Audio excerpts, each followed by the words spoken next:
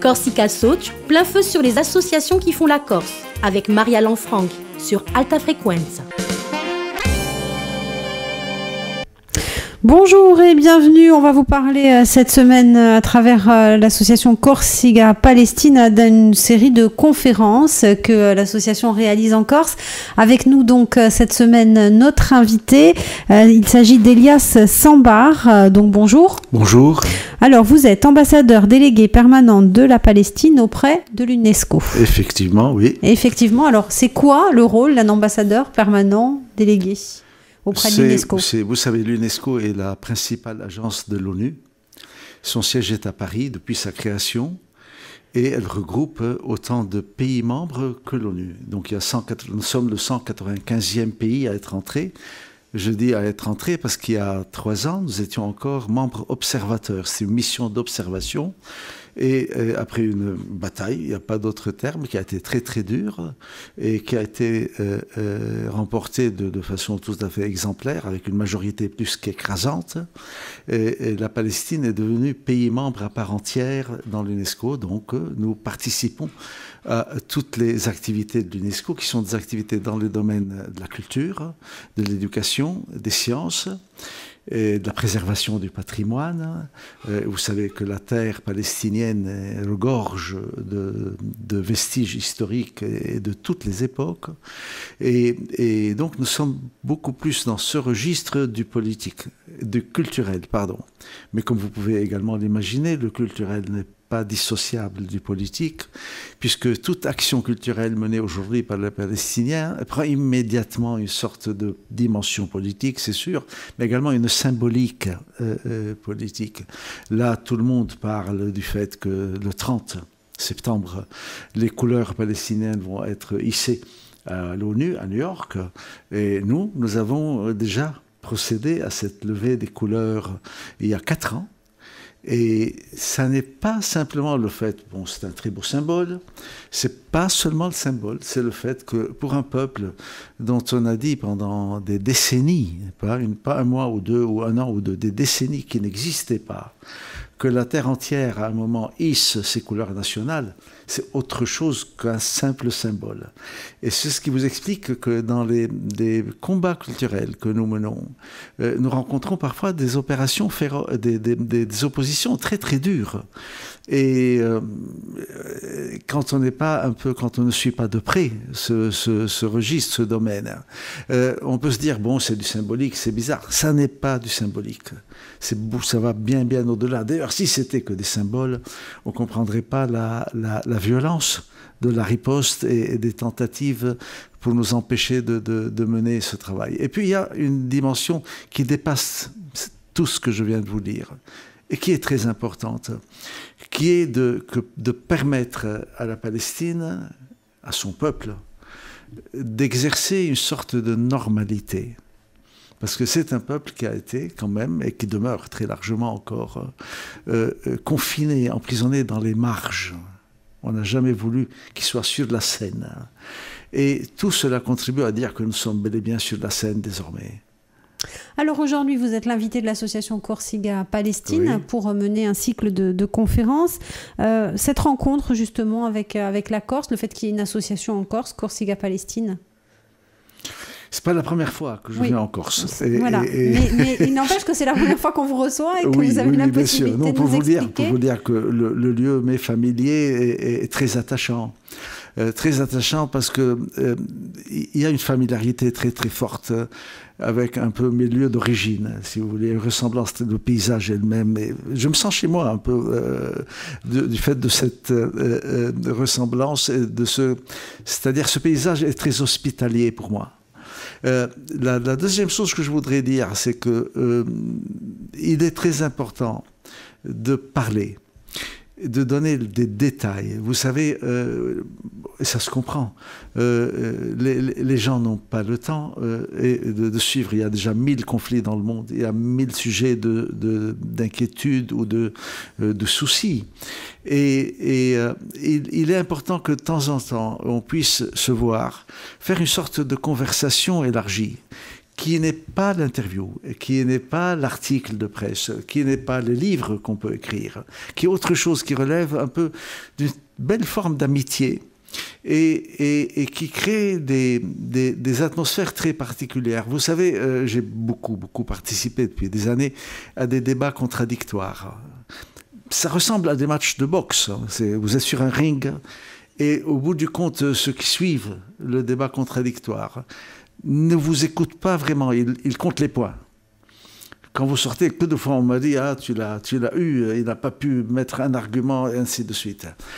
Là, nous sommes dans la conversation, donc nous sommes dans une forme beaucoup plus paisible d'échange, d'écoute réciproque, et surtout une cadence qui n'est pas celle de l'entretien ou de... Bien sûr, il faut aussi faire des entretiens, mais c'est autre chose. Vous savez, vous n'êtes pas face à face, vous êtes côte à côte dans ces rencontres, et donc cela me fait très plaisir et d'être de nouveau en Corse et de pouvoir un peu avoir ces dialogues. Merci beaucoup. On va se retrouver dès demain pour une nouvelle émission. On rappelle également donc que vous avez écrit de nombreux ouvrages. On en parlera demain et durant toute cette semaine. On se retrouve demain. Merci. Merci beaucoup. Bonjour et bienvenue. L'association Corsiga Palestine accueille Hélas Zambar, ambassadeur délégué permanent de la Palestine auprès de l'UNESCO. Bonjour. Bonjour. Ravi de vous retrouver donc à notre micro aujourd'hui. Un cycle de conférences qui est entamé sur une thématique, donc l'explication en fait de la Palestine expliquée à ceux qui disent n'y rien comprendre. À ceux qui disent n'y rien comprendre, c'est pas... Il faut déjà préciser un peu les choses. Une partie des personnes qui vous diront n'y rien comprendre ne veulent pas comprendre. C'est une esquive, une très belle façon de sortir du problème et de se dire je ne veux pas m'encombrer. Ou bien je ne suis pas de son avis, mais je veux pas contrer, je veux pas de discussion avec lui. Donc vous savez, on n'y comprend rien, c'est compliqué, cette histoire de la complexité. C'est trop facile. Mais c'est un problème qui est très simple à la base et qui s'est compliqué du fait qu'il est très vieux. C'est-à-dire c'est le temps qui a ajouté à la complication et c'est le temps qui a amené régulièrement de nouveaux nœuds. C'est comme si quelqu'un, tous les matins, ajoutait un nœud au nœud de la veille. À l'origine, c'est une question très simple. Je peux le dire, c'est une vulgaire histoire coloniale. C'est rien d'autre, mais qui a une particularité. Dans toutes les histoires de colonisation, on entre sur un territoire, on le domine, on le conquiert et on l'asservit. C'est-à-dire son peuple, à ce territoire, devient inféodé aux besoins et aux directives de la puissance coloniale. Dans le cas de la Palestine, on a eu la conquête, l'occupation, et ensuite l'idée du remplacement de la population par une autre. Donc c'est très particulier. Il y a un seul cas dans l'histoire qui ressemble étrangement à l'histoire palestinienne, c'est le cas des Indiens d'Amérique. Vous savez, dans tout ce qu'on a appelé à un moment la conquête de l'Ouest et tout cela, si on regarde d'autres cas coloniaux, la population dominée devait servir, être exploitée, travailler. Là, la population, je ne suis pas en train de dire qu'il faudrait nous exploiter, mais là, on n'a même pas voulu des Indiens. Et on a même, d'ailleurs, c'est une chose assez aberrante dans le cas des États-Unis, ils ont même amené les populations exploitées d'Afrique et ils ont travaillé un peu à l'absence des autochtones. Parce que les autochtones disaient, voilà, nous étions là. Cette terre n'était pas vide. Dans le cas de la Palestine, précisément, le grand thème a été que cette terre était vide, donc il n'y avait aucune injustice. Elle était vide, elle attendait que quelqu'un vienne s'y installer pour un peu la faire prospérer, et ainsi de suite. Mais la réalité est souvent, vous savez, très têtue. Elle est obstinée, la réalité. Et il y avait un peuple qui était là, et qui était là depuis des temps immémoriaux. Et donc, on a monté une série de mécanismes pour précisément commencer par le pousser hors de sa terre, et ensuite dire qu'il n'existait pas. Donc, je reviens un peu à ce que je vous ai dit hier sur le fait que les symboliques sont très importantes dans le cas de la Palestine. Donc, il y a eu tout cela. Et ensuite sont venus s'y greffer un peu comme pour un instrument de musique, une caisse de résonance. La Palestine est devenue une caisse de résonance ou un abcès de fixation de la question juive en général, des conflits stratégiques au Proche-Orient, des questions de l'énergie et du pétrole, du combat entre les deux blocs à l'époque de l'Union soviétique et à l'époque de la guerre froide, si vous voulez, et de toutes sortes de délires. C'est un lieu qui fait délirer parce que c'est aussi une terre sainte. Et c'est une terre sainte unique parce qu'on se dit souvent terre sainte en pensant que c'est des lieux saints. En France, il y a des lieux saints. Lourdes est un lieu saint, mais la France n'est pas une terre sainte. C'est tout à fait autre chose, les terres saintes. C'est très lourd. C'est très, très lourd comme symbolique et comme vécu. Et là, en plus, non seulement c'est une terre sainte, c'est le seul point du globe, une très, très petite surface, qui est la terre sainte des trois monothéismes. La Palestine est terre sainte juive, terre sainte chrétienne, terre sainte de l'islam. Ça aussi, on l'oublie. La Palestine est terre sainte de l'islam.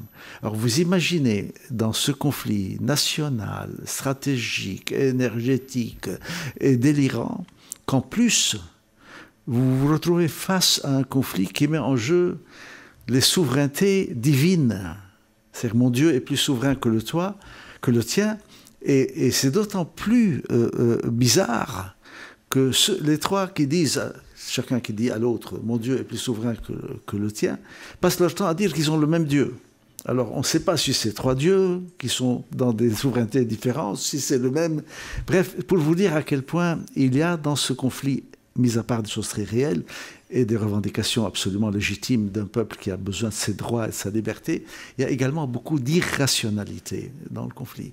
Donc il faut un peu, dans toutes ces conversations, dans toutes ces rencontres, un peu éplucher, et sans forcément donner à chaque fois les détails de l'actualité, puisqu'elle est très chargée, et en plus elle n'en finit plus de se prolonger, mais de donner des clés de lecture. C'est-à-dire, quand vous voyez cela, essayez de voir si cette clé ne vous permet pas de voir un peu mieux les choses ou pas, si ça vous convainc, bien sûr. Donc, voilà un peu la façon, je crois, dont il faut procéder pour pouvoir un peu démonter un peu cette affirmation que ce problème est absolument incompréhensible. Et puis, il y a cette phrase, alors galvaudée, qu'on nous sort à gauche et à droite, l'Orient est compliqué, j'allais vers l'Orient compliqué avec des idées simples. Vous savez, c'est le général de Gaulle qui avait eu cette citation. Alors, dès qu'on ne veut pas comprendre ou qu'on ne veut pas se fatiguer à comprendre, on vous dira, mais vous savez, l'Orient, c'est très compliqué. Donc, c'est normal qu'on n'y comprenne rien, même pour certains, c'est presque une coquetterie de ne pas comprendre, mais ça, c'est un autre débat. Merci beaucoup, Elias Sambar. On va se retrouver dès demain pour une nouvelle rencontre. Bonjour et bienvenue, nous recevons Elias Sambar. Bonjour. Bonjour.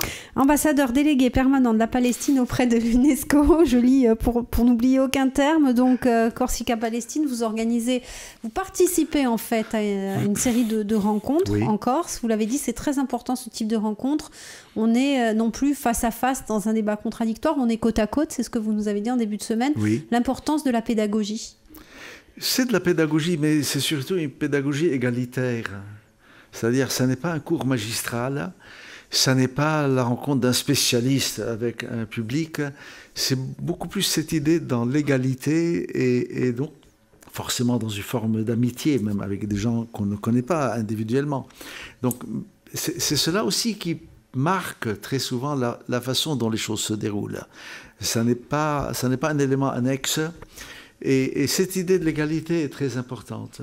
Et c'est pour cela que très souvent, quand on fait ces rencontres, bon, bien sûr, on dit un peu ce qu'on est venu faire, pourquoi, on tente d'expliquer, de donner des clés de lecture, comme je le disais à notre rencontre précédente. Mais très, très souvent également, on commence, nous, à accumuler à force une connaissance de tous les lieux que nous visitons, c'est-à-dire des hommes et des femmes de ces lieux, n'est-ce pas, une connaissance touristique. Et c'est enrichissant aussi. C'est-à-dire, il est extrêmement différent de faire un texte et qu'on vous dise, par exemple, votre livre a été lu à Ajaccio, que de venir et d'entendre et d'être dans ces échanges-là. Donc, et à ce moment, c'est vous qui que vous instruisez un peu, alors que vous êtes venu en principe, vous, pour parler, mais vous prenez aussi des choses. Et ça, c'est un aspect extrêmement agréable de ces rencontres. On en a fait beaucoup. Et il y a aujourd'hui, il faut le dire, il y a un changement très profond dans la société française. Vous savez, nous avons, bon, ça fait des années, donc nous sommes engagés dans cette lutte et ce combat pour le droit. Et ça fait des années que nous faisons énormément de débats. Il y a longtemps, je me souviens quand nous arrivions dans une salle, je saluais une à une les personnes présentes, je les connaissais toutes, c'était les mêmes. Tout le monde connaissait tout le monde. Et puis, à un moment donné, il y a eu quelque chose qui a basculé, qui nous a fait le plus grand plaisir. Nous avons commencé à arriver dans des salles où nous ne connaissions personne. Ce qui veut dire que tout d'un coup, l'horizon s'était ouvert et que nous étions en train d'accéder à la société, et pas simplement au cercle directement engagé, ou militant, ou solidaire. Et c'est une chose fondamentale. Là encore, on n'est plus dans le symbole. Et ce n'est pas simplement que les salles sont plus grandes ou qu'il y a plus d'auditoires. C'est le fait que vos idées ont commencé un peu à s'installer dans le paysage. Et que de plus en plus de gens pensent que l'injustice n'est pas une belle chose, que la suppression du droit n'est pas une belle chose, que les occupations sont toutes très laides, où qu'elles se déroulent, que les puissances occupantes ne sont pas très sympathiques, et ainsi de suite. Et là, une fois que vous êtes arrivé à ce terrain, à ce registre, vous pouvez aller vers des choses plus compliquées. Plus compliqué, c'est-à-dire plus complexe, avec plus de nuances, plus de détails, et parce que la réalité est parfois complexe, comme je vous le disais également. Vous êtes dans un conflit qui est un abcès de fixation, qui est une boîte de résonance de beaucoup d'autres choses. Et donc voilà un peu ce qui se passe un peu dans ces rencontres. Et sinon, ce qui est très important aussi, c'est ce qui va suivre les rencontres. C'est-à-dire, parce que comme vous défrichez un peu du terrain, mais après, vous voyez un peu ce que ça développe, ce que ça crée, ce qui en résulte. Et très honnêtement, il y a énormément de signaux dans la société française, puisque c'est là que moi je suis, que mon action est là, qui sont extrêmement encourageants. Il y a quelque chose qui a fondamentalement changé depuis quelques années. Ça ne se reflète pas toujours au niveau des institutions politiques. Mais ça ne veut pas dire que la société n'est pas quand même sur ce territoire. Donc il faut voir un peu comment ces deux registres, le registre des institutions officielles, le registre des sociétés évoluent, et comment à un certain moment les sociétés peuvent dire au registre officiel, bon, là il faut faire telle chose, là il faut faire telle chose. Merci beaucoup. Merci. On va se retrouver demain pour une nouvelle émission. À demain. Au revoir. Bonjour et bienvenue, on se retrouve en compagnie de l'ambassadeur délégué permanent de la Palestine auprès de l'UNESCO, Elias Sambar. Bonjour. Bonjour. Donc l'UNESCO, on a dit que c'était un petit peu le volet, on va dire, culturel de l'ONU.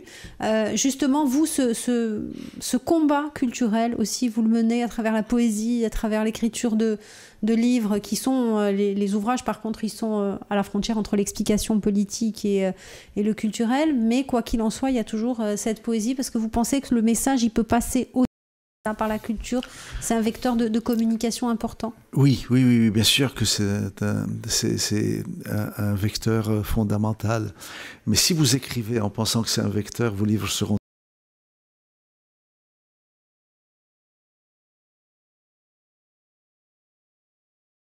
Si c'est à l'origine de la naissance, ça ne fait pas un bon livre. Les livres, vous les faites par rapport à ce qui est un peu ce que vous ressentez. Votre ressenti. Et il faut le dire, il faut que vous fassiez plaisir en écrivant. Il faut que ça vous apporte quelque chose pour que ça soit bon. Il faut surtout voir à quel point la littérature est une forme suprême, vraiment une forme supérieure de la politique. Mais quand on me dit tu fais des livres politiques, je dis non, pas du tout. Je ne fais pas de livres politiques. Les effets peuvent être politiques, mais peut-être pas. Ce qui est la forme encore, à mon avis, la plus élevée de ce que je viens de dire, c'est la poésie. La poésie est, je pense, la forme la plus pas la plus parfaite, ça n'existe pas, mais la plus proche de la perfection, parce qu'elle est un peu la rencontre entre la beauté et la contraction du temps. C'est-à-dire la poésie, c'est un travail de la contraction, des formes d'ailleurs. C'est-à-dire et ces contractions font que les poètes, à cause de ce don extraordinaire qu'ils ont, arrivent tout le temps à être dans l'essentiel. On vous dit très souvent que les poètes sont des visionnaires et les gens se mettent à penser en termes presque magiques, à savoir qu'ils devinent. C'est pas qu'ils devinent l'avenir, c'est qu'il n'y a pas de temporalité dans la poésie. Elle est tout le temps immédiate. Et ce qui pourrait apparaître à certains comme une intuition ou une vision est en fait une sensation très concrète. Et c'est la force, et c'est le mystère également de la poésie. Donc il faut fondamentalement penser à cela.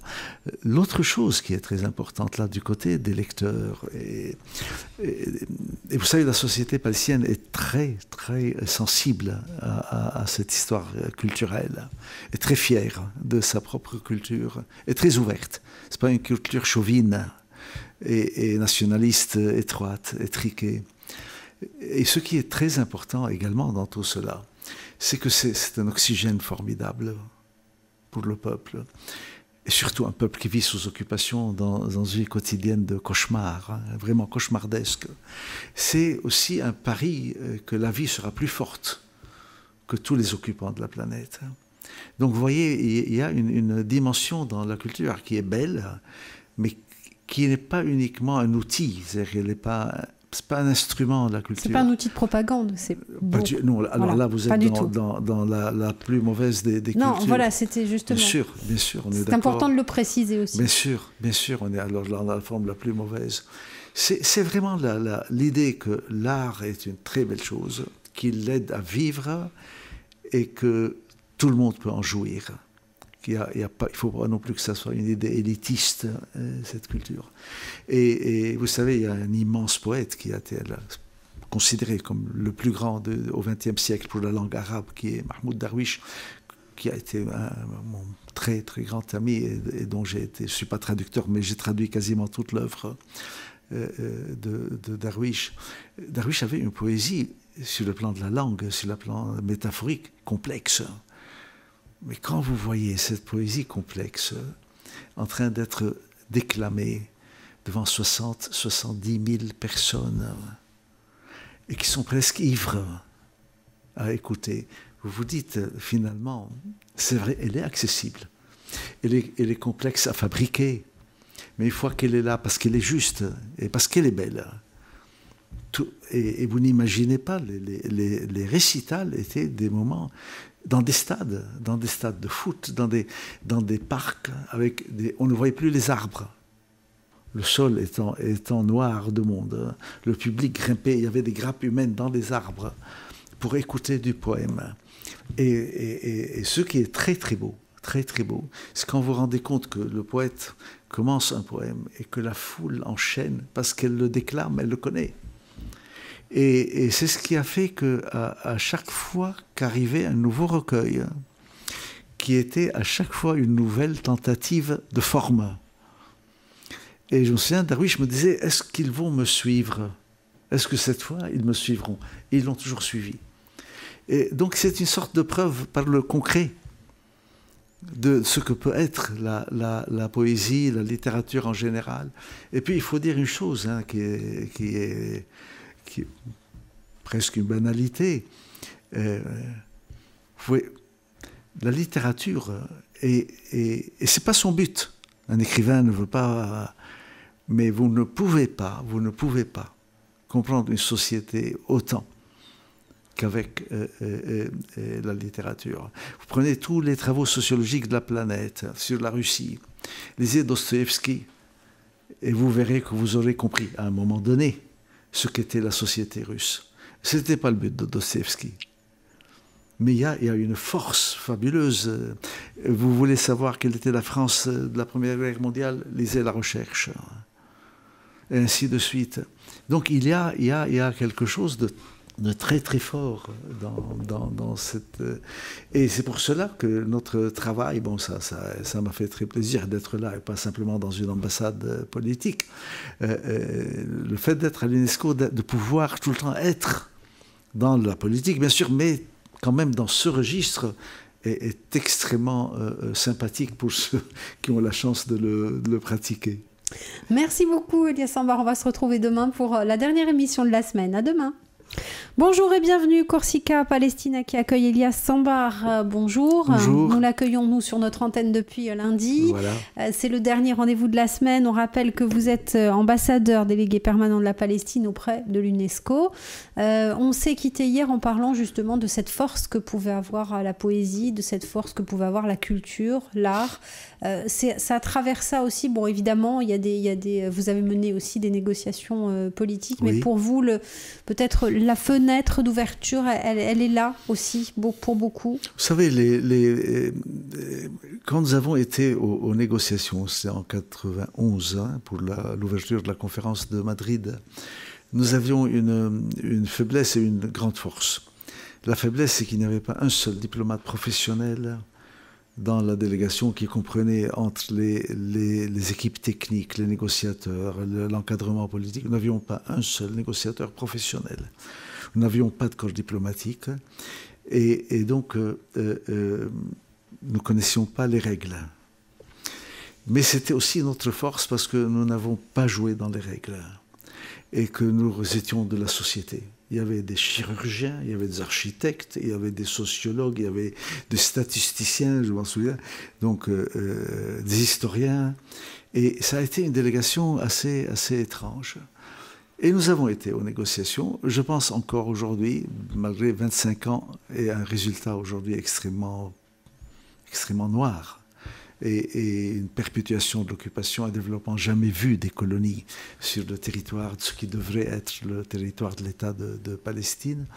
Mais je pense que nous avons quand même eu raison d'y aller, parce que nous avons pensé à un moment donné que nous pouvions, pour arrêter ce conflit interminable, commencer par essayer de voir d'établir une véritable relation de bon voisinage. Est-ce qu'on peut inventer un voisinage nouveau qui soit humaniste et dans le respect? Mais le bon voisinage impliquait que les voisins pensent qu'ils sont égaux les uns aux autres, qu'il n'y en a pas qui pensent qu'ils sont supérieurs aux voisins d'à côté. Impliquait que le droit soit au rendez-vous, que la justice soit au rendez-vous, que l'égalité soit au rendez-vous. Et il n'y en avait pas, il n'y en a pas eu. Nous avons découvert, mais nous avons joué le jeu jusqu'au bout. Et nous avons découvert que l'occupant ne voulait pas arriver à une véritable solution. Et une lettre qui avait été envoyée, d'ailleurs on peut la retrouver dans les archives, qui avait été publiée par, vous savez, ce diplomate redoutable et en même temps extrêmement peu sympathique, que fut Henry Kissinger, donc l'équivalent du ministre des Affaires étrangères des États-Unis. Yitzhak Shamir, à l'époque de l'ouverture de la conférence de Madrid, ne voulait pas aller aux négociations. Les Américains tenaient à ce qu'il y ait une négociation, donc ils l'ont pris par l'oreille et ils l'ont fait venir. Ce qui prouve que les Américains, s'ils voulaient, auraient déjà pu résoudre la question, mais ils n'en veulent pas. Ils continuent à laisser les choses un peu dans l'entre-deux. Et donc, à ce moment, Kissinger publie une lettre ouverte à Shamir dans le New York Times, qui sont des conseils techniques. Il lui dit, ne fais pas la grosse tête avec les Américains, tu ne pourras pas tenir le coup. Va, mais négocie 10 000 ans. Ils ont bien entendu cette leçon. Donc tout s'est joué sur le fait de perpétuer un processus, d'une part, pendant que d'autre part, les colonies continuaient à se développer, à manger littéralement la terre palestinienne. Aujourd'hui, nous sommes arrivés à un moment très critique. Vous savez qu'à l'heure où nous parlons, la situation est très lourde sur le terrain. Les affrontements sont en train de se développer dans Jérusalem, peut-être après dans d'autres régions. Israël est aujourd'hui dirigé par un gouvernement d'extrême droite et qui ne cache pas le fait qu'il est d'extrême droite. Et les États-Unis c'est une nouvelle donnée, sont un peu en érosion. Ce n'est plus du tout la puissance qu'on imaginait. Parce qu'il y a eu entre-temps l'Afghanistan, le désastre irakien. Et vous savez, aujourd'hui, la situation dans tout ce qui entoure la terre palestinienne et Israël. Donc, nous sommes à un moment crucial où à force de tergiverser, à force de continuer à coloniser, à force de faire semblant de vouloir résoudre une chose et de ne pas la résoudre, nous arrivons à une échéance qui est une ouverture sur tous les dangers. Et je ne fais pas de prédiction, je ne suis pas en train de faire de la politique fiction, je ne sais pas sur quoi ces temps que nous vivons vont s'ouvrir. Mais il y a eu une période quand même très très dure pendant 25 ans, parce que nous avons quand même joué le jeu, et vous pensez bien que nous ne sommes pas des naïfs ni idiots. Nous savions quelle était la politique, on savait quel était un peu le contenu de la politique israélienne, mais nous avons beaucoup compté, peut-être que là il y a eu une erreur de calcul, nous avons beaucoup compté sur le fait que des puissances tierces pourraient intervenir pour amener les Israéliens à la raison. Et là, il y a eu une démission quand même assez honteuse de la quasi-totalité des grandes puissances de ce monde. Parce que, vous savez, il y a cette chose très cynique qui est que tant qu'une crise reste circonscrite à un lieu, tant qu'elle ne déborde pas, c'est pas grave. Laissez-les, ils sont dans un marasme. Ils pataugent, bon, mais il n'y a pas de problème autour. Le problème maintenant, c'est que les problèmes sont autour. Ils sont là, les problèmes. Et je ne sais pas comment ceux qui tenaient ce raisonnement vont faire pour se dépatouiller. Donc nous sommes dans une situation très très difficile, il n'y a pas de doute. Il faut le dire, ça n'est bon, souvent on me dit, alors selon ce que je dis, parfois on dit, ah non, tu es optimiste, ah non, tu es pessimiste. Ce n'est pas une question de caractère. Hein. C'est parfois la situation est pleine d'espoir et parfois elle ne l'est pas. Aujourd'hui, il n'y a pas de désespoir palestinien, il faut le dire très très fortement, mais on ne peut pas nier qu'il y a de grandes inquiétudes. Et il faut être lucide et continuer à résister. Merci beaucoup. Merci. Mais on conclura donc sur cette lucidité qu'il faut garder. Merci d'avoir été notre invité durant toute cette semaine. Et puis on vous rappelle que cette émission, vous la retrouvez en podcast audio et vidéo sur le www.alta-frequenza.com et également sur nos applis.